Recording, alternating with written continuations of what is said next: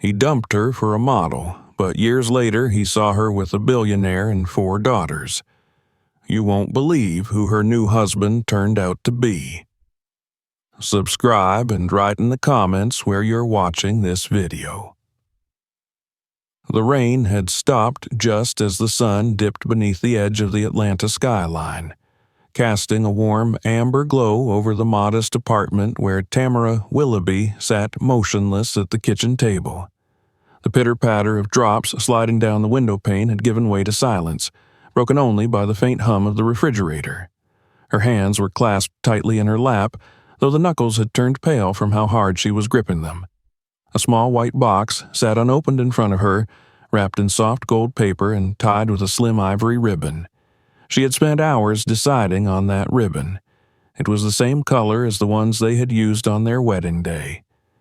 She had made his favorite meal, honey-glazed chicken with garlic mashed potatoes, collard greens, and cornbread.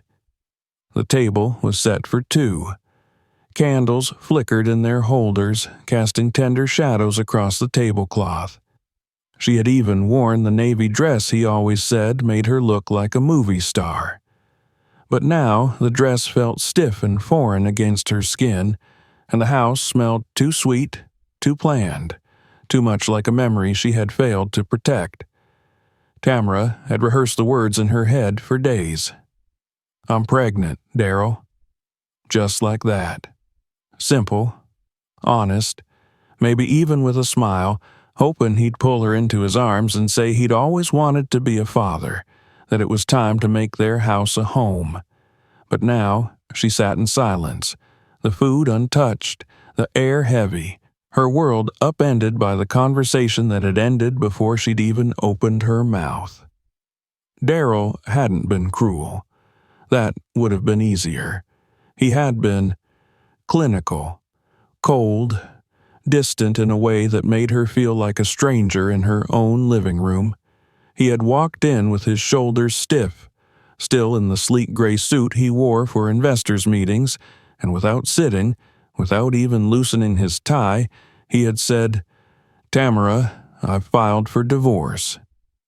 The words didn't register at first. She had blinked, unsure if he was joking, but he had continued, voice flat and matter-of-fact, explaining how he had grown, how their lives were no longer aligned, how he couldn't keep pretending that they were still the same people. He mentioned wanting more, wanting something different. He never once asked if she was okay. Never once asked if she had something to say. She had stared at him, unable to speak, too stunned to breathe. Her hand had hovered over the small box, then pulled away. This wasn't the moment. He didn't deserve to know. She had watched him turn, pick up the bag he had left by the door, and walk out. No slammed doors, no argument, just quiet retreat. When the door clicked shut, the only sound left was the rustle of the ribbon as she gently untied it, not even knowing why. Inside was a pair of tiny knitted booties, pale yellow, the softest thing she had ever held. She pressed them to her chest, closed her eyes, and finally allowed herself to cry. They had met 7 years ago in a borrowed community college classroom where Daryl had been given free coding lessons to local youth. She was volunteering as a campus nurse for a health fair next door. He had been charming, funny, ambitious, so full of vision that he made her believe anything was possible. They started dating within a month, and by year 2, they were married. There was no money for a wedding, but they had love and dreams, and sometimes that felt bigger than rings and venues. She had believed in him. When the business world laughed at his first ideas, she was the one who stayed up late while he coded through the night. She packed his lunches, sat in on pitch rehearsals, massaged his shoulders when stress turned to migraines. She worked double shifts at the hospital while he built a startup out of their living room, sometimes going 3 days without sleep. They had lived on ramen and bottled hope, and now he was gone. She didn't sleep that night. She lay curled on the living room sofa with a blanket pulled to her chin, the gift box clutched to her chest, the television playing a nature documentary with the sound muted. Her stomach churned with something more than pregnancy nausea. It was grief, raw, bottomless, unfamiliar. In the following days, she moved robotically through life. At work, she forced smiles at patients and nodded when spoken to, but her mind was elsewhere. She made appointments with an OB/GYN on her lunch breaks. She kept the news to herself. What would she even say? That the man she loved walked away just as their child began to grow inside her. Weeks passed. The world didn't stop. Rent was due. Medical bills arrived, and with each passing day her belly swelled beneath her scrubs. She felt the gentle flutter of life moving within her, and then stronger kicks, like messages from the universe reminding her that something beautiful was coming, even if it wasn't the life she had planned. Her mother, long past, had once told her, "When a storm hits, you don't run. You plant your feet and let your roots deepen." So Tamara did.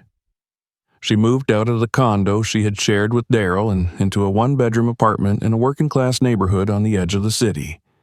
The building smelled like mildew and mothballs, but it was affordable, and the landlord didn't ask questions when she paid in cash. The day of her first ultrasound, she sat in a worn plastic chair with her purse clutched tight and her back aching. The technician, a woman with tired eyes and kind hands, smeared gel across her belly and began the scan. The screen flickered to life, and a small heartbeat pulsed into view. Then another, and another, and another. The room tilted. "Quadruplets," the technician said gently, as if unsure whether to congratulate or apologize. 4 healthy heartbeats. Tamara didn't speak. She didn't cry.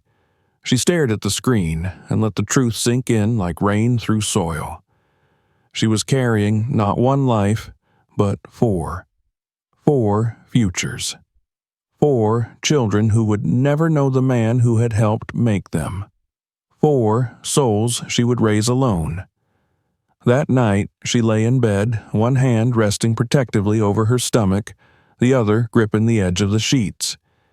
She thought about the months ahead, the costs, the exhaustion, the impossibility of doing it all by herself. But then she thought of their names. She didn't have them yet, but she knew they would come. She thought of braiding their hair, packing their lunches, singing lullabies. She thought of teaching them how to walk, how to stand tall, how to speak with truth. She thought of love. Not romantic love, not anymore, but a deeper love, fierce and wide and consuming. She would not be defined by abandonment. She would not let bitterness take root. The next morning, she returned to work. She requested extra shifts, took weekend hours, and started selling baked goods to nurses in the break room. She saved every dollar. When the hospital let her go in the 3rd trimester because they claimed it was too risky, she took it in silence and found a part-time job cleaning offices at night. She wore a support belt around her belly and moved slowly, but she showed up every single evening. Her back ached, her legs swelled, she barely slept, but she endured. The day the girls were born was quiet, no fanfare. No one waiting outside with balloons or flowers, just her, the nurse, and a midwife who said, "You're one of the strongest women I've ever seen." 4 daughters, all healthy, Lila, Amara, Zoe, Liv. As she held them, swaddled in hospital blankets, lined up in cribs too big for their tiny frames, Tamara felt something click into place. She wasn't broken. She wasn't less because of what she had lost. She was more than she had ever known she could be. She brought them home in second-hand carriers, the apartment too small to hold 4 cribs, so she slept with 2 in her bed, 2 beside her in a laundry basket lined with towels. She made formula stretch with coupon codes and kindness from strangers. She borrowed clothes, washed them by hand, rocked them through colic, sang to them when she could barely keep her own eyes open. There were days she didn't think she'd make it, when all 4 cried at once, when her body trembled from exhaustion, when she opened the fridge and found nothing but a half-empty carton of milk. But even then, she got up. She kept going, because no one was coming to save her, because they were dependent on her, because deep down, a fire had been lit. She would raise them strong. She would raise them safe. She would raise them to know that love doesn't disappear when a door closes. It finds a new way in. And so began the next chapter of Tamara Willoughby's life, not with fanfare, but with grit and grace. She was no longer a wife. She was no longer waiting to be seen. She was a mother, a builder, a survivor. And somewhere in the shimmering skyline of Atlanta, Darrell Willoughby sat in a high-rise corner office, unaware of the legacy he had left behind, not in stock shares or IPOs, but in 4 tiny hearts beating in unison, in a small apartment lit by love, not luxury. What he had abandoned would grow into something powerful. What she had lost would become the root of her rise. Morning crept in slowly through the dusty blinds of the 1-bedroom apartment, brushing pale light over the laundry baskets that served as makeshift cradles. Tamara stirred on the couch, her body curled tightly, her arms instinctively folded around 2 of her daughters. The other 2 lay swaddled in soft hospital blankets on the floor beside her, nestled into a repurposed dresser drawer cushioned with clean towels. Her back ached before her eyes even opened, but there was no time to acknowledge it. One of the twins had already begun to fuss, a soft mewl growing louder, and soon another joined in. Within seconds, the tiny apartment was alive with crying. Tamara sat up, blinking away the fog of 2 hours' sleep. Her limbs protested every movement, but her mind was already calculating. Formula first, diapers next. She glanced toward the mini-fridge, where a single bottle waited from her late-night prep. As she cradled Lila in one arm and reached for the bottle with the other, she sang softly, a half-formed lullaby she didn't remember learning. Her voice cracked from dryness, but the babies didn't seem to mind. Feeding 4 infants on her own had become a military operation. She rotated arms and bottles, held one with her knee when necessary, and whispered encouragements to herself under her breath. Some mornings she wept while feeding them, not from sadness exactly, but from the weight of it all, the relentlessness, the quiet, echoing realization that no one was coming to knock on her door and ask how she was doing. Once the girls were fed and changed, she moved through the rest of her morning like a machine.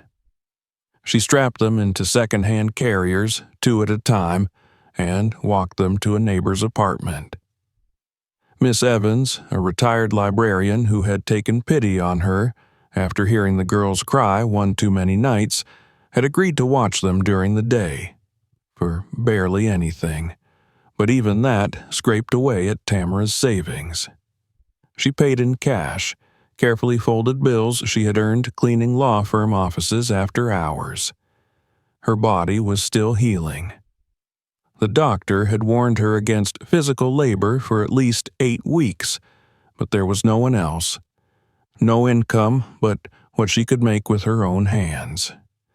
So she ignored the pain and took a job scrubbing toilets and vacuuming conference rooms, working from 6 in the evening to midnight while her baby slept.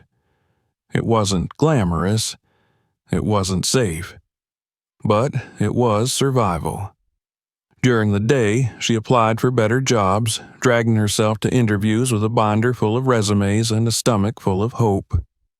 Most places took one look at her, exhausted, overwhelmed, wearing a dress from 6 years ago, and politely turned her away.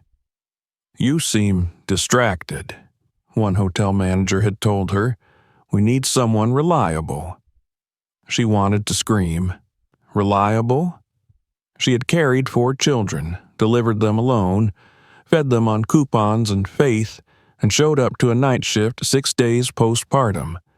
What did they know of reliability? But she never raised her voice. She thanked them and left. She always left with dignity, even when tears burned behind her eyes. As the months passed, her body grew stronger, her routine hardened like armor. The girls grew too. They began to babble, to reach for her, to kick their feet in unison. Tamra began to see who they were becoming.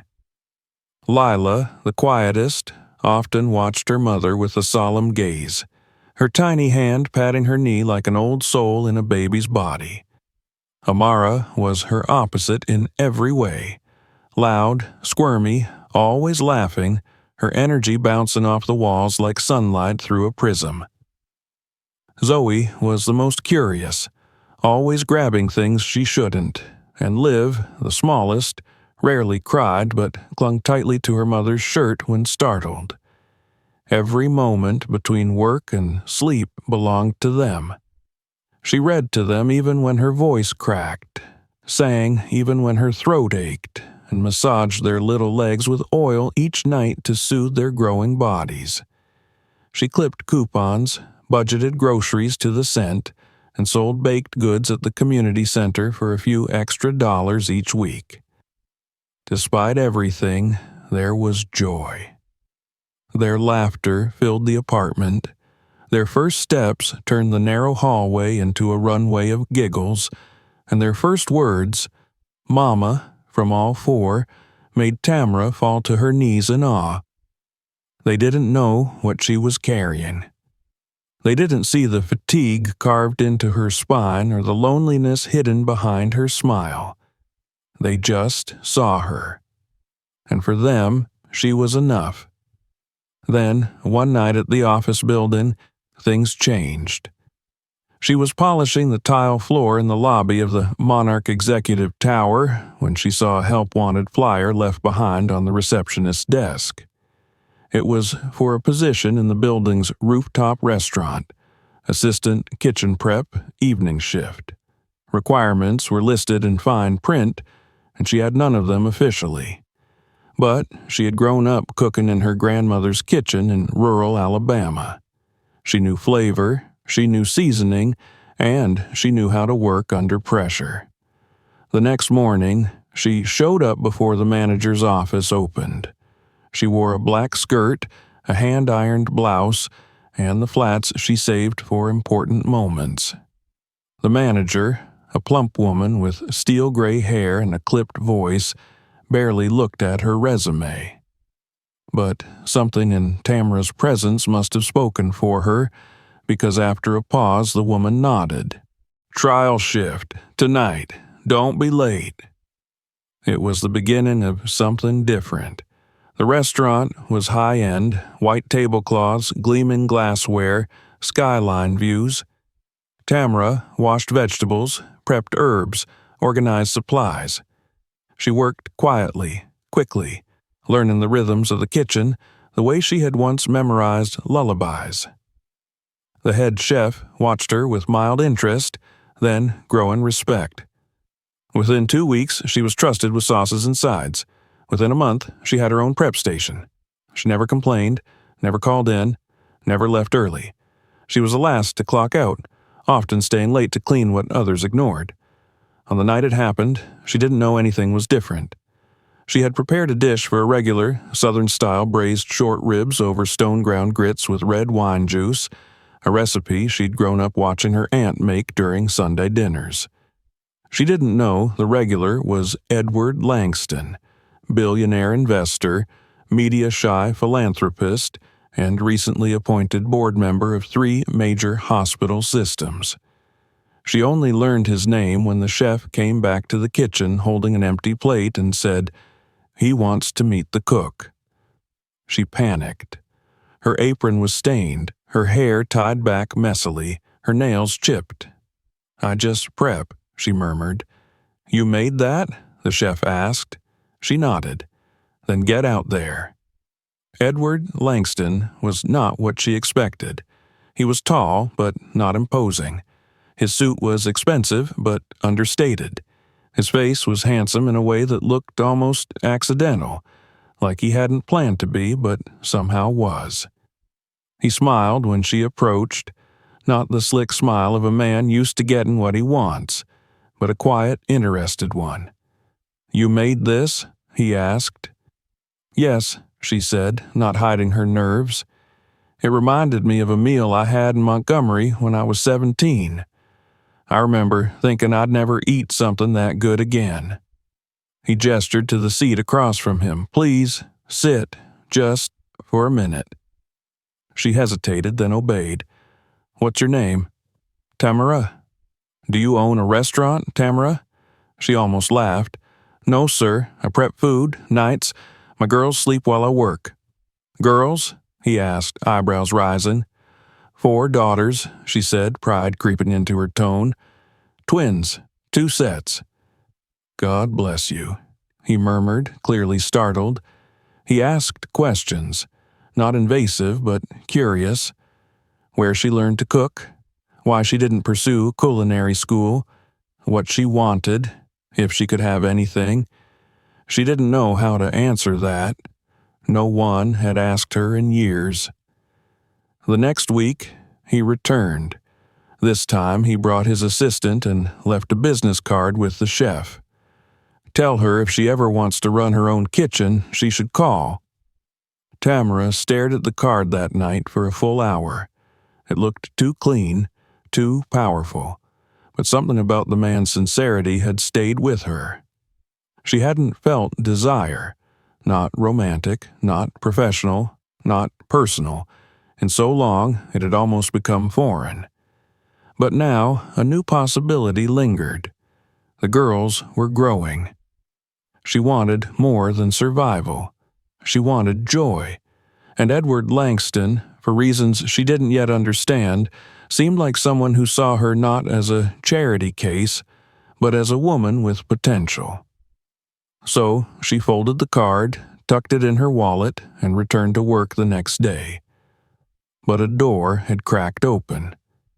And for the first time since the day Darryl walked out, Tamara let herself wonder what it would feel like to walk through it.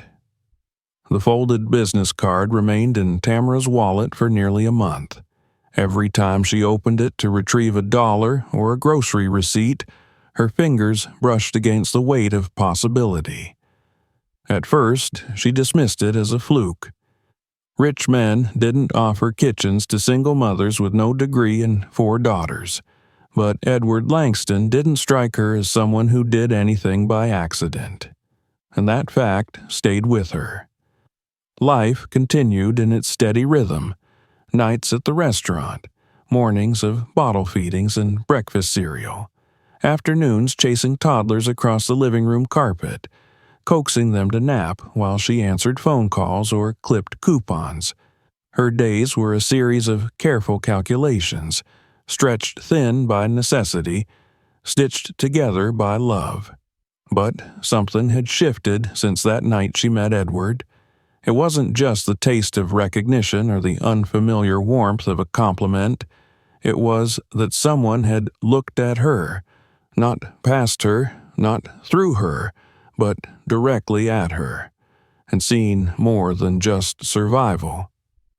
On a Tuesday morning, after a particularly grueling shift and a near fall from exhaustion in the kitchen, she pulled the card from her wallet and stared at the name embossed in clean gold lettering. Edward Langston. His number was listed beneath along with the email of his assistant. Her thumb hovered over the call button, hesitating, caught between pride and need. Then, with a sharp breath, She pressed it. She didn't expect him to answer personally, but he did. His voice was as calm and centered as she remembered, and he greeted her like an old acquaintance rather than a stranger from a dining room. "Tamara," he said warmly, "I was beginning to think you wouldn't call." "I wasn't sure you meant it," she admitted. "I never say what I don't mean," he replied. The conversation was brief.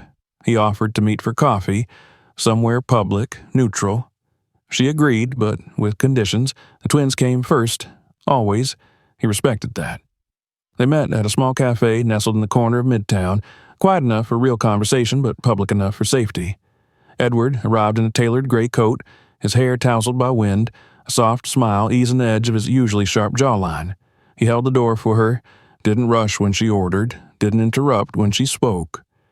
He asked about her girls, about her work, about what she truly wanted out of her future. When she told him she dreamed of opening a small kitchen of her own. Nothing fancy, just a place where she could serve good food and feed her family. He leaned forward. "What's stopping you?" he asked gently. "Money, time, reality," she said flatly. "What if I could change that?" She narrowed her eyes. "Why would you?" He smiled. "Because I believe in investing in people with vision. And I've seen how you work. I've seen what you can do." That night, Tamara sat at her kitchen table, the girls asleep in the next room, staring at a set of printed forms, licensing applications, equipment estimates, lease outlines, all provided by Edward's assistant. It was overwhelming, terrifying, but beneath the fear bloomed something she hadn't felt in years: hope. Over the next 3 months, her life transformed. Edward didn't hand her a restaurant on a silver platter. He helped her build one. He connected her with business mentors, introduced her to an honest lawyer, helped her secure a modest loan under her own name with fair terms. He insisted on dignity. "This is your business," he reminded her. "I'm just holding the ladder while you climb." She found a small commercial space in an old corner building with peeling paint and beautiful bones. The rent was manageable, the landlord kind. The renovation took time. Late nights, sore muscles, tears of frustration, but every inch of the space carried her fingerprints. She named it Tay's Soul Kitchen, after the nickname her mother used to call her as a child. When the soft opening came, it was modest. A chalkboard menu, a line of customers down the sidewalk. Lila and Amara wore matching aprons and handed out cornbread samples. Zoe tried to pour lemonade, mostly spilling it. Liv hid behind Tamara's skirt until a kind older man complimented her smile, and then she beamed like the sun. Edward was there, of course, standing quietly in the back, not making a scene, just watching with quiet satisfaction. When their eyes met across the room, something unspoken passed between them. Gratitude, admiration, a recognition of how far she had come. Their relationship grew slowly, carefully. Edward visited the restaurant often, sometimes bringing associates, sometimes coming alone. He never pushed, never imposed. He helped her fix the leaky faucet in the back when a plumber didn't show up. He read bedtime stories to the girls when she worked late. He brought her flowers, not expensive ones, but bright marigolds and daisies, the kind that made her feel seen. She tried to resist at first, told herself she wasn't ready, that she didn't need a man, that her girls were her world. But Edward didn't ask to replace anything. He only asked to be part of what already existed. The first time he kissed her, they were standing outside the restaurant, the neon sign humming above their heads, the street empty in the soft blue haze of dusk. It was gentle, unrushed. His hands were careful, like he was holding something sacred. She didn't pull away. Later that night, when she tucked the girls into bed, Amara whispered, "Mama, is Mr. Edward going to be our daddy?" Tamara's throat caught. "He's someone very special to us," she said carefully. "But I like him," Zoe piped up. "He smells like pancakes." Lila nodded solemnly. "He listens to you, like really listens." Liv didn't say anything, just curled into her pillow with a soft hum. Time passed. Seasons changed. The restaurant flourished. The girls grew taller, louder, funnier. Edward became a fixture in their lives, not a replacement for anything lost, but a source of something new. Steady. Real. One quiet Sunday morning, he took Tamara to the botanical gardens, just the two of them. The air smelled of lilacs, and the path curved gently beneath old oak trees. He stopped near a bench, reached into his coat, and pulled out a ring. Not flashy, but elegant, with a single stone and a band that glinted like morning light. "I love you," he said simply. "I love your girls. I love what you've built and who you are. I don't want to fix you or change you. I just want to be beside you." Tamara didn't cry. She didn't need to.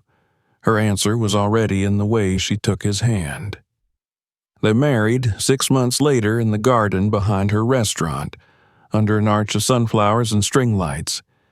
It wasn't a spectacle. It didn't need to be.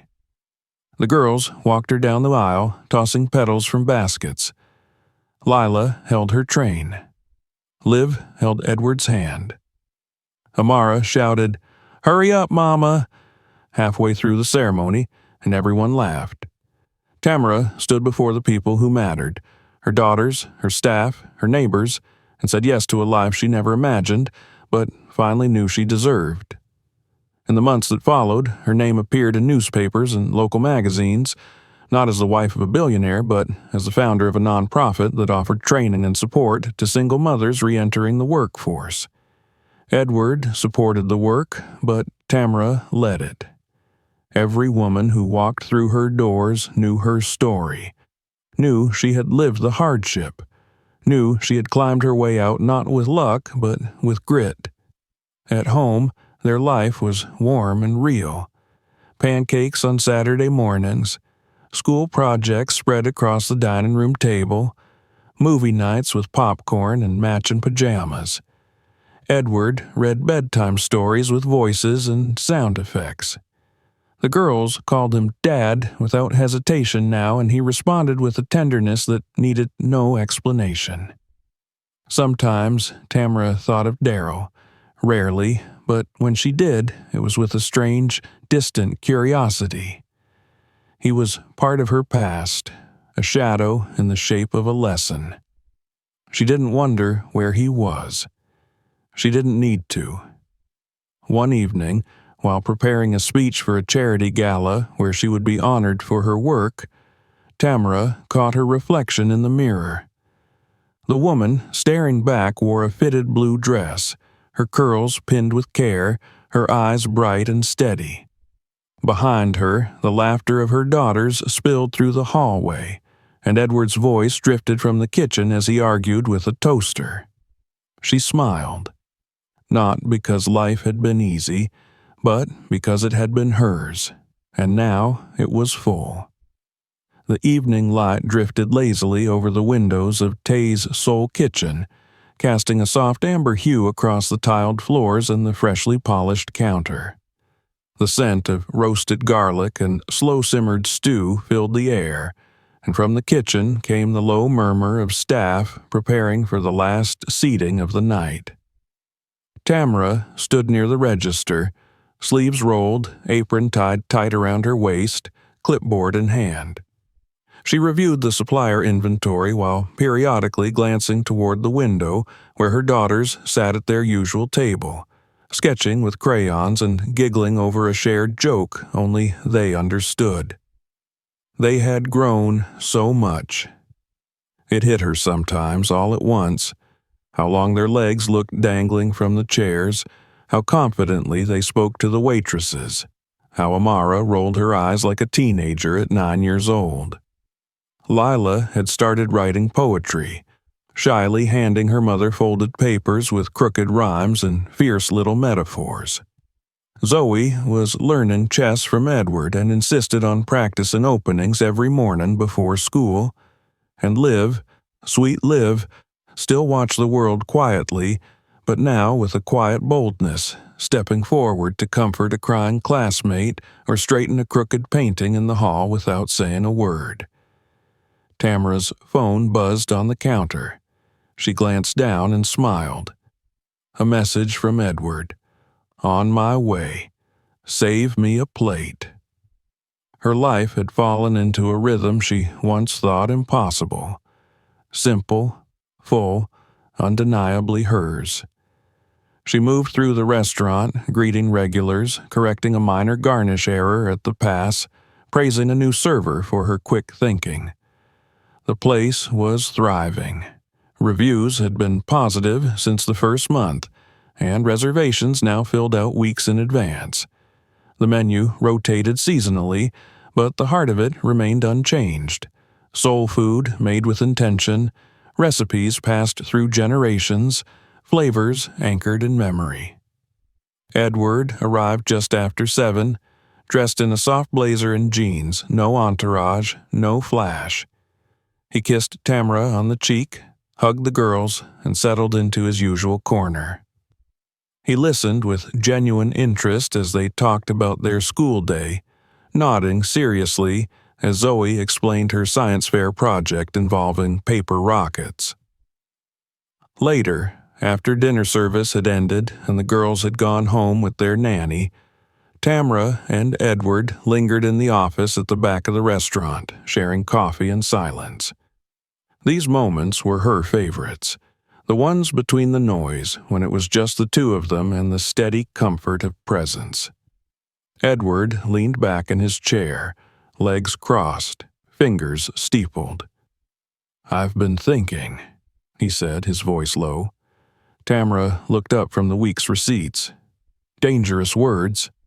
He smiled. "You ever think about expanding?" She raised a brow. "The kitchen?" "Your work," he clarified. "The outreach, the mentorships. That workshop you held last month had a waiting list." She sighed, rubbing her temples. "It's more than I can handle sometimes. I want to help everyone, but I can't clone myself." Edward's smile faded into something more thoughtful.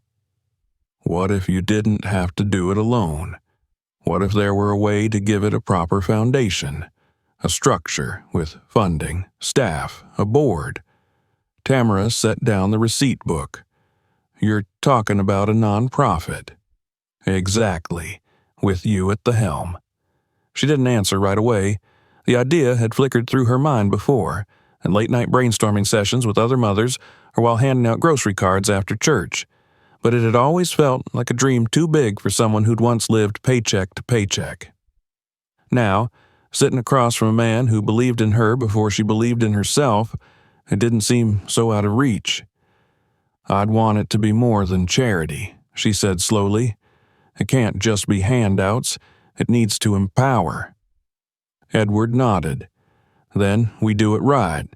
Education, job placement, financial literacy, housing connections, and support for mothers who've been through what I've been through," she added. "Real support, not just brochures." "I can help you build it," he said, "but it's yours, Tamara, your voice, your mission." That night, she sat at the kitchen table after the house had gone quiet, her laptop glowing softly in the dark. She drafted a mission statement, fingers trembling slightly as she typed. She thought about the nights she spent scrubbing offices with her belly swollen, the hospital cot she had slept in post-birth with 4 newborns lying beside her, the neighbors who watched her girls while she hustled to work. She thought of all the women like her, unseen, unrecognized, but not broken. The nonprofit launched 3 months later. The press release was modest, but the response overwhelming. Donations poured in from former clients of the restaurant, from colleagues of Edward, from strangers who had read her story online. Local news did a segment. A national magazine followed. Soon, Tay's rise was a name that carried weight in social justice and community outreach circles. Tamara made sure the work remained close to the ground. She met with every applicant personally.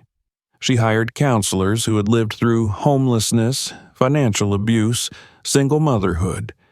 She created a warm, welcoming space with couches and toys for children, with classes held over home-cooked meals instead of sterile conference rooms. But even as her world expanded, her roots stayed deep. Her daughters kept her centered. The restaurant remained her first love. And Edward remained her compass, steady and unshaken. Meanwhile, far across the city, in a sleek glass building towering over the skyline, Darrell Willoughby paced a boardroom floor. He looked different now. The spark he once carried had dimmed beneath the pressure of competition, market crashes, and a string of public relations missteps. His company, once a darling of the tech industry, was hemorrhaging money. His investors were pulling out. His partnerships were crumbling. In a quiet acquisition move orchestrated through several shell corporations, Edward Langston had purchased a controlling share of Darrell's company. Tamara hadn't known at first. It wasn't something Edward boasted about, but when the news surfaced in an internal leak and made its way into the business columns, her phone buzzed with texts from reporters. She stared at the article, heart pounding. The man who had once left her for a better life now found his company under the partial ownership of her husband. She didn't feel smug. She didn't feel vindicated. She felt full, as if the arc of her life had quietly, beautifully looped into something complete. A month later, Tamara and Edward received invitations to the annual Atlanta Legacy Gala, an event attended by the city's most influential names in philanthropy, business, and politics. Tamara hesitated, but Edward gently reminded her, "You're one of them now. You've earned your place." They attended in understated elegance. Tamara wore a fitted cream dress with gold earrings shaped like olive branches. Edward stood at her side in a tailored navy tux. Their daughters had been featured earlier in the evening, performing a choral piece with a children's ensemble, earning a standing ovation from the crowd. Tamara had just returned from the restroom when she saw him. Darrell. He stood across the ballroom, drink in hand, his eyes scanning the room. When his gaze landed on her, he froze. There was no mistaking his shock. She saw the flicker of confusion, the subtle recognition in the furrow of his brow. He was thinner now, more severe. His suit was expensive, but his posture was not confident. He looked like a man clinging to something already gone. She didn't move. She didn't shrink. He approached slowly, cautiously. "Tamara," he said, the name leaving his mouth like a question. She met his gaze. "Darrell." His eyes darted toward Edward, who had returned to her side, one hand gently resting on her back. "I didn't know," he began, faltering. "You wouldn't have," she said quietly. "These are—" His voice cracked as he glanced toward the girls chatting nearby. "They're mine," she said. "Ours." His eyes widened. "You never told me." "You never asked," she replied. "You had somewhere to be."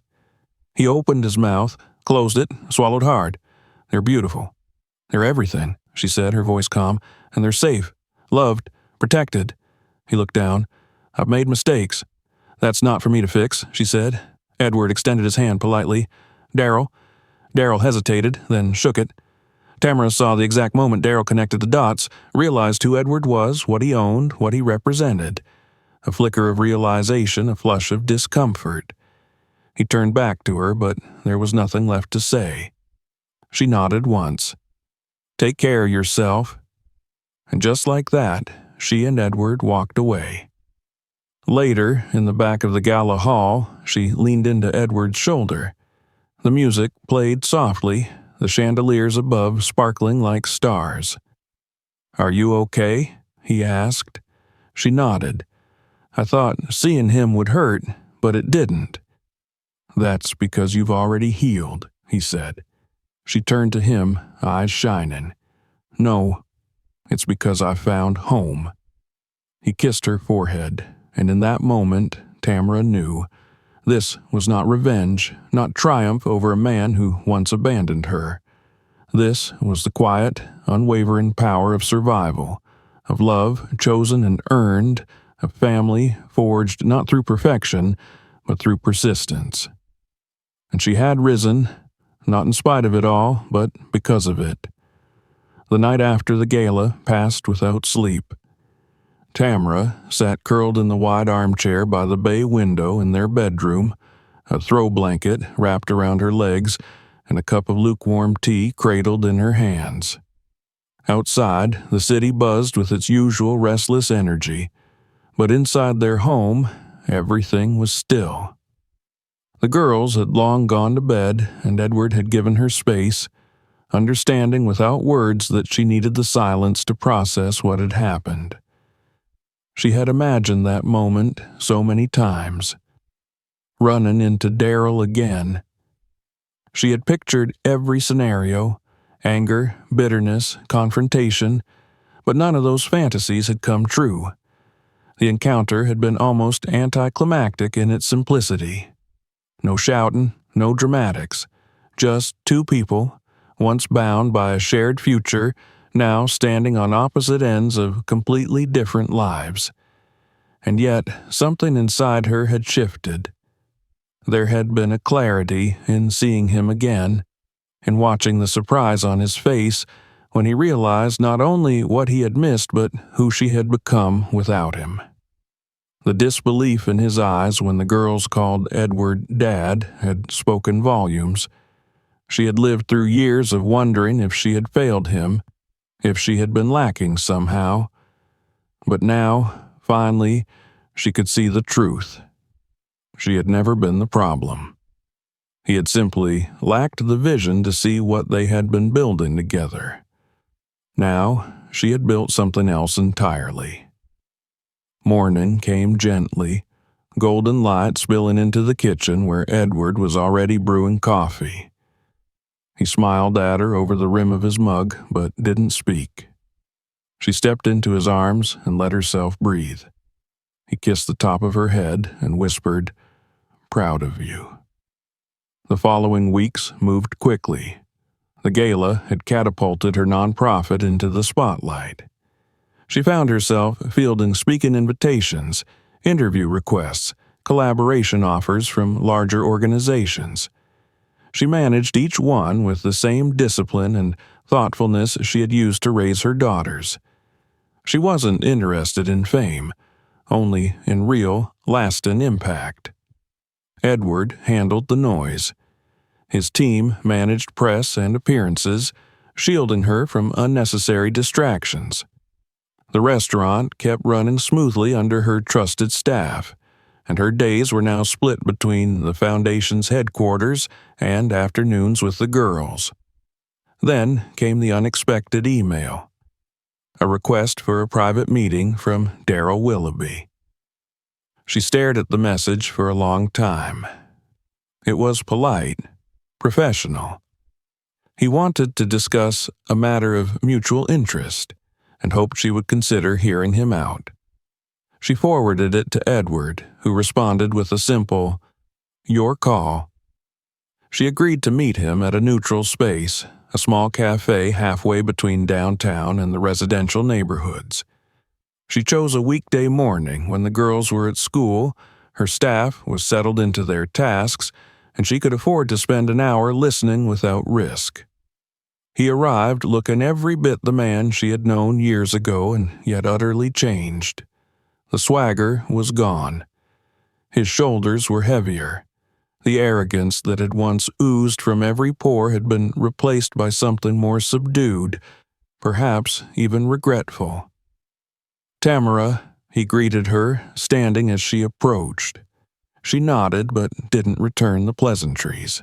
She sat down, calm and still, her posture regal without effort.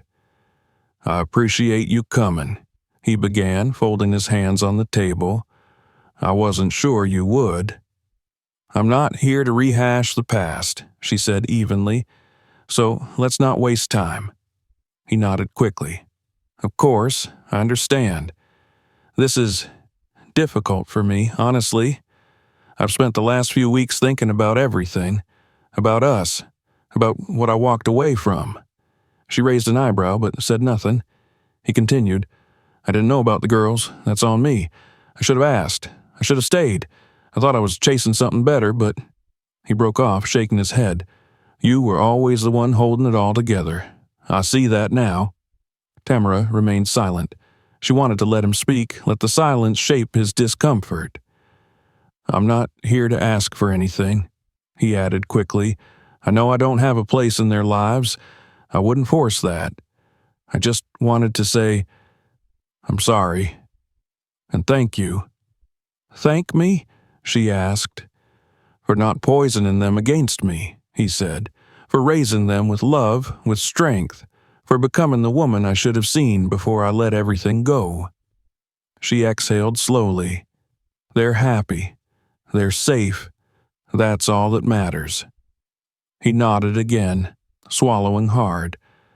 "I know you don't need anything from me. And I know Edward—" He hesitated, then met her gaze. "He's a good man. I saw that right away." She didn't respond. "I just wanted to offer something, if you'd allow it," he continued. "I want to donate to your foundation. Not as a gesture of guilt or obligation. Just because I believe in what you're doing. And I believe in you." She studied him carefully. There was no bravado in his tone, no expectation of redemption, just a man trying to contribute in a small way to something far greater than himself. "I'll consider it," she said at last, "but you should understand, this isn't about you." "I know," he said softly. The meeting ended without ceremony. No hugs, no promises. Just a quiet farewell and the closing of a door that had been left open far too long. Later that evening, as Tamara sat with the girls on the back porch, watching them paint wooden birdhouses for a school project, she found herself reflecting not on Daryl's apology, but on how little she needed it. The girls chattered around her, Zoe insisting on rainbow colors, Liv choosing only soft blues, Lila quoting facts about bird species, and Amara already bossing the others about glue placement. They didn't know how close their lives had come to being very different. And maybe one day they would ask. Maybe one day she would tell them. But not now.